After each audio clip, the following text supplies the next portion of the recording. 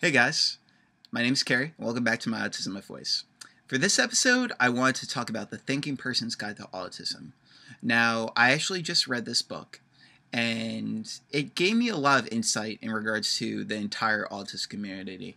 I actually have the book with me today. And it's a very interesting book. It has a wide range of perspectives from different individuals who know firsthand about autism in regards to different scientists, different advocates, adults with autism, parents with autism, and it goes through a wider range of topics from inclusion to therapies to different poems from people. And etc. and so forth. It also goes through resources. It goes through books that you can learn more information about autism, guides, and all this different information. And one of the things I think I caught from the book, which I haven't caught from any other book in regards to autism, was just the fact that it seemed like there was a whole community around this idea. See, the the book was a creation from a Blogspot account that the people behind The Thinking Person's Guide to Autism created, and they were asking for submissions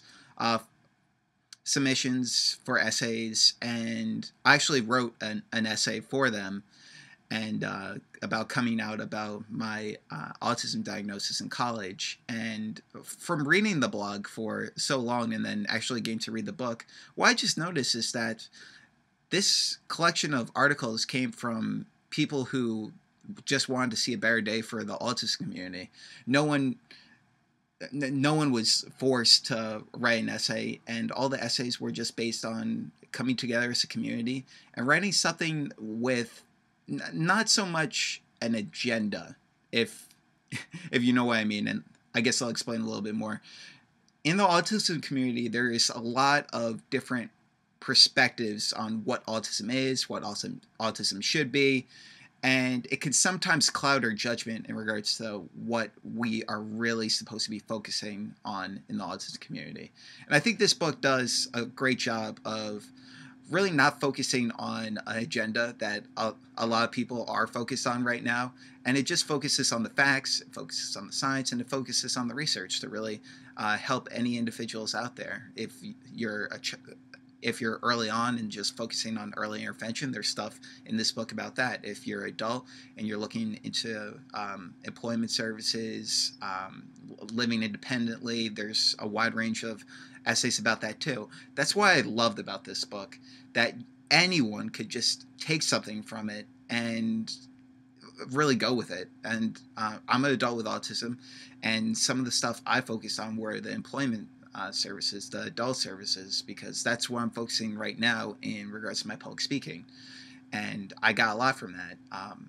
I would also say that two of the greatest parts of the book, or the two or three greatest parts of the book, I think were in regards to Laura Schumacher. Laura Schumacher was the one who first introduced me to The Thinking Person's Guide to Autism after I read her book, which was called A Regular Guy Growing Up with Autism.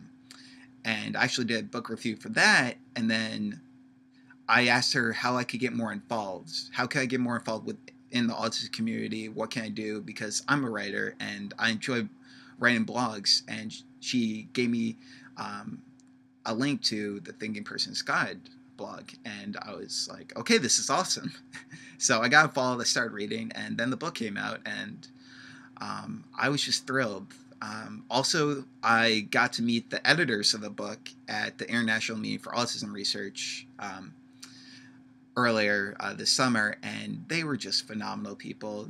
You could really tell that they really care about the autism community. They really care about helping individuals, and they're very bright people too. I'm still learning so much about autism, and I want to learn more, and I see these individuals as role models, just for not only for me, just for the future of the autism community, along with Laura Schumacher, because I don't know necessarily where I would be in regards to my writing without Laura, because I think she did a lot for me.